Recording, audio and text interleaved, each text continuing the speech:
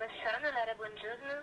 Sì, salve, buongiorno. Senta, io ho un'informazione da chiederle perché mi serve un certificato medico perché devo stare a casa da lavoro, sono ammalata, ma oggi c'è lo sciopero dei medici di base Sì? e il mio medico ha aderito, quindi l'ambulatorio è chiuso. Che cosa devo fare?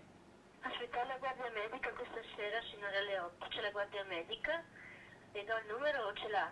E così sarà una notte di passione in tutte le guardie mediche del Veneto, che ci auguriamo siano state potenziate come organico. Saranno intasate le guardie mediche stasera, presumo. Purtroppo se non è così.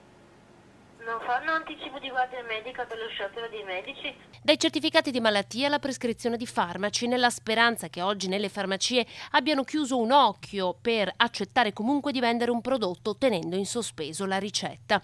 Non l'ha cercata? Eh sì, mi servivano dei farmaci e non mi ha risposto nessuno, insomma. Non si possono permettere di scioperare, fare dire, anche perché poi se ti tocca venire qua in ospedale, è una lunga fila, come fai? Protestare, c'è modo e modo di protestare, ma non in questa forma, perché presumo e credo siano comunque gratificati. Mi